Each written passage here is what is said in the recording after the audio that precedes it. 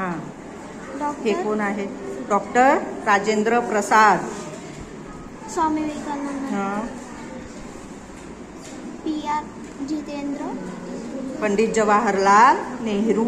हे कोण आहेत? डॉक्टर राधाकृष्णन. ओळख बरं हे. लाल बहादूर शास्त्री.